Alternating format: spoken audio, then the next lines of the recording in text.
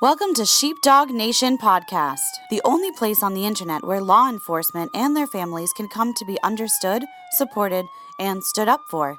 Here's your host, the always entertaining, down-to-earth, yet in-your-face truth speaker and Leo herself, Autumn Schmidt. What's up, Sheepdog Nation? Happy to have you here. Welcome to another podcast with your host, me, and I'm so excited to have you here. So today what we're going to talk about is we're going to be talking about building morale. And so a lot of you might be sitting here like, yeah, Autumn, I work the beat, I'm not a supervisor. I'm just a cop, just an officer on the road. And the truth is that's fine, but you can start today. You can start right now. I think that leadership in law enforcement has been lost. I think that the leadership or lack thereof is something that we need to work on, and we all have to start working on it right now. This is something that you're going to take and you're going to apply starting right this minute. Building morale and building community. I found my own little equation. What do I call it? Like my own little, I guess we'll say equation for it. Formula. I was outlining a training I'd like to do.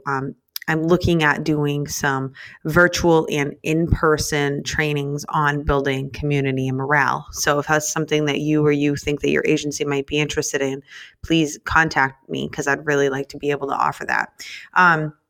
But anyways, and so I was building my outline today, and the formula that I came up with was trust plus community plus fun equals, high morale. And what do I mean by that? I think that, we really need to go back to the basics and we need to learn how to trust one another again. And sometimes this can be hard, Sometimes it can be really hard. Like we've done stupid shit to one another, stabbed each other in the back, went to the supervisor about something, who knows, lied, whatever the hell it might be. When people do dumb shit, after talking to some of the experts that I've had the opportunity to talk to while interviewing on this podcast, there's a lot I've learned about stress and mindset and sleep deprivation and how that kind of all adds into, a police officer and how that affects us, right? And that's definitely not an excuse, but it does play into it. And I think that, taking a look at that and understanding and being in your shoes because, hello, I'm a cop too, and I used to work full-time, now part-time, but I used to work full-time. And so, you full-time beat officers, I completely understand exactly what you're talking about and what you're going through. And I know what it feels like not to be able to trust anybody and feel like everyone's out to get you. And I know what that's like. And I remember feeling like that. And while I'd see all the other guys pulled up car to car, with other people, I'm like working by myself. I'm, stopping a ton of cars all by myself and doing interdiction all by myself. And like, it was dangerous and it is what it is, but I didn't trust anybody. Okay. And the bottom line is whether that was right or wrong, or you can sit here and go, well, they did it themselves. Yeah, they did. But I succumbed to that too. And that's what I'm going to tell you is I'm not, you're succumbing to that too when we don't trust other people. And people who cause us not to trust them, I understand, and I'm not making you wrong.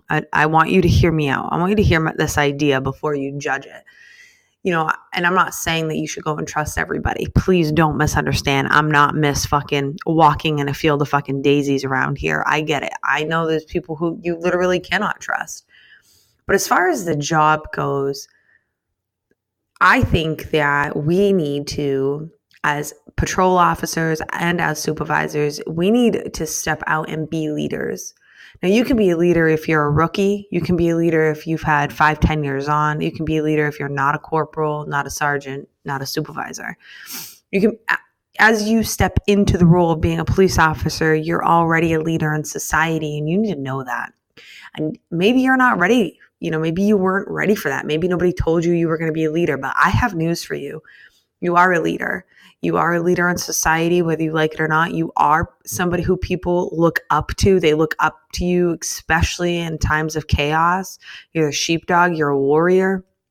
And that's what people, are looking up to you for, as well as your coworkers. So how do we take my equation? How do we take my formula and how do we apply it? How do we trust one another again? And the only thing that I can come up with, and I have sat here all day long as I'm writing this training, I'm trying to figure it out. Like, the only thing I can come up with is that you've got to train together and you've got to spend time together. And that's it. So what does that mean? That means taking your entire shift, your entire section, your entire whatever, however you guys work, your unit, and training. Go and do training. I know that on the midnights, and I know that on second shift, at the end of second shift when it wasn't so busy, we would have time to go and train. We go clear buildings together, and we would do high risk traffic stops together, and we would train. We would train for what we would do on a 2-person OUI, and we would train for what we would do on a 2-person interdiction stop, and we would train together. We would go over defensive tactics stuff together. I did that a lot, especially with my FTOs, when I was training. But I'd incorporate guys from my shift so that we could all do it together. And because if there's one thing I know about type A alphas, like all of us, right? We love to hear ourselves talk. Let's be honest. We do.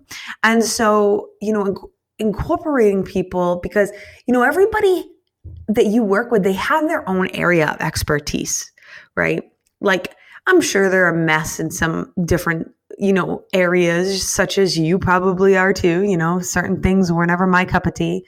I can tell you getting a bat out of a house was never my cup of tea. Yes, I had to do that.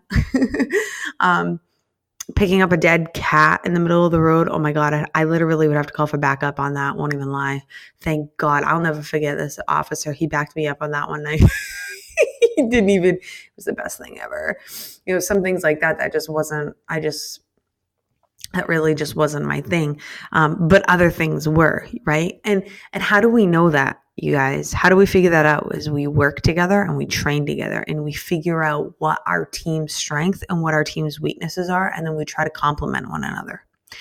But I think, training together, you start to build that trust again. You start to, understand where that person's coming from. When you see their weakness, instead of rubbing it in their face, instead of picking on them and teasing them constantly, why don't you help them out?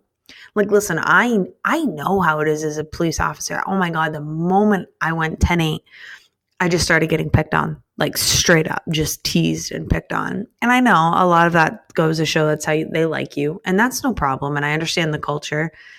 But you need to ask yourself, as a leader, even if you are a rookie, and even if you're not a rookie, it doesn't matter. As a leader, why don't you step in and be the change here?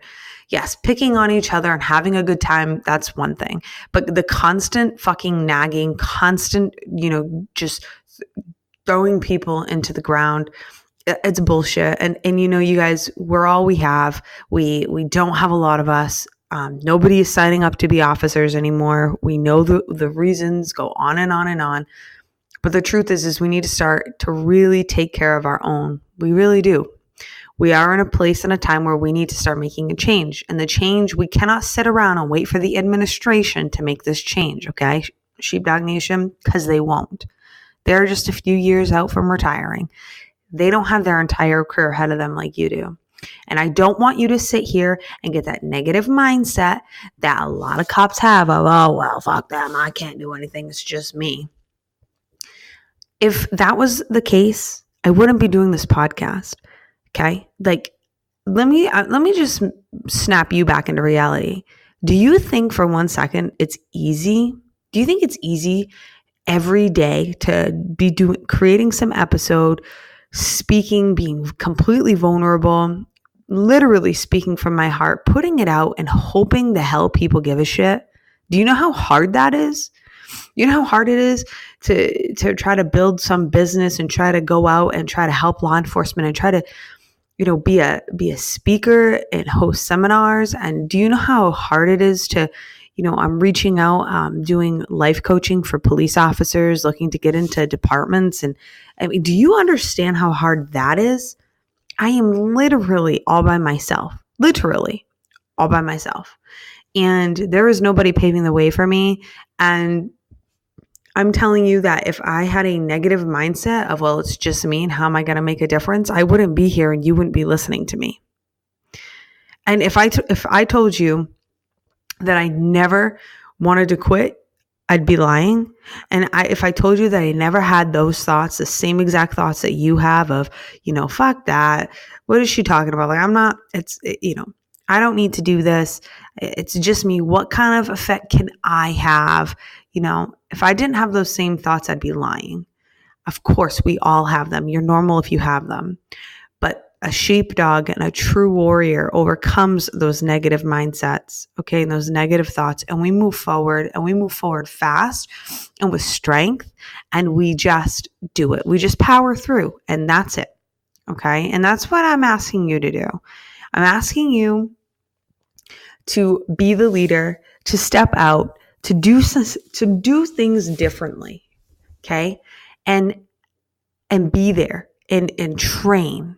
Okay. And train with your section, train with your shift, do things on duty with your families, with your shift, off duty, and do things off duty, like just as a shift, do things. And when I say as a shift, there needs to be 0 clicks. Okay. Now listen, I know what it's like to be the odd girl left out because on every single one of my shifts, except one, I was the only female. And so when everyone would get together, what would happen? Well, all the spouses would be sitting together and then there would be me. Where do I go? What do I do? And so, you know what? Eventually I didn't get invited because the guys didn't know what to do. They didn't want to make me feel bad. But what made me feel even worse was not getting invited. And so there should be no clicks, okay? You guys are looking to build camaraderie. It's just like a sports team. Now, let me give it to you in this perspective, right? Like a sports team, like we're going to use Tom Brady because that's my team and he's my boy. And Edelman, right? They've trained so hard together and so long together and so many times. Tom doesn't even have to wonder where any of those guys are going to be or where Edelman's going to be or any of that. He doesn't have to wonder. He knows. He knows exactly how every one of his guys operates. He knows where they're going. He knows how quickly it's going to take them for them to get there. He knows all of it down to a science. Never wonders. Okay. They spend a ton of time together on, while they're playing. They spend a ton of time practicing and then they all spend a ton of time together when they're off. And this builds the community and builds the morale, but also builds these relationships so that you just trust them. It doesn't mean you have to like them as a person. I'm not asking you to like everybody that you work with as a person. I'm really not even asking you to think of them as like your second family. Although at some time, someday, I hope we can get back to the brother and the sisterhood and the thick blue line. I really hope we can. But today, that's not what I'm asking you to do. I'm just asking you to help build the morale back up in your shift for the better of you, for the better of the agency, for the better of your coworkers, and for the public. Because here's what I know. I know that when cops are happy, we're way more productive, right? You know that when you're happy, you'll go out and stop 20 cars in a shift and you won't even think about it. You'll go out, you'll do your interdiction, you'll get your OUIs, you will do the best job, you'll crush it because you're happy. And those nights that you're not happy, you ain't doing shit. You're doing what you have to do and you're taking your calls and that's it, right? The difference between, a salty veteran and a rookie, right? I'm asking you to not fall into that. And I'm asking you to do something that's out of the box. Of course, this is out of the box. Of course, this takes work. And of course, not a lot of people want to do this. And I'm not telling you that you're even going to see the effects after doing this for the first week or two. It takes time. It compounds. But don't forget, you're a part of the team. You're a part of a team. You have a very important, team, and you guys all play a huge role. And, we're all we have. So build that morale, build the community back up. Start in your shift, and then that will trickle out, and everybody will become motivated. If you can just be the leader, if you can just do something different, okay? Do something different for once. Don't do what everybody else is doing. Stand out, be a leader, have fun, make the job a game and have fun. Go out and see who can crush it. Go out and, Have a competition. Okay, go out and have fun again. Do things. Be safe. Train together. I'm telling you, train together as much as possible, because that's how you're going to learn each other's weaknesses, and that's how you're going to learn each other's strengths. And when you find somebody who's got a weakness, instead of driving them into the ground, help them out and be a true leader and lift them up. If this podcast meant anything to you tonight, or whenever you listen to it, but I'm recording it late, please share this out. Because I think that it's important. I think it's extremely important. I want you guys to know that I'm going to be opening up some life coaching slots. And it's going to be, I don't have a set price. It's going to be a pay what you can thing, because I want to change as many lives as I can. And so if you're interested, if you're like, yeah, I could definitely use a life coach, somebody who's been in the industry. I've been life coaching for the last 2 years. I've been a cop. Well, I was full-time for 7.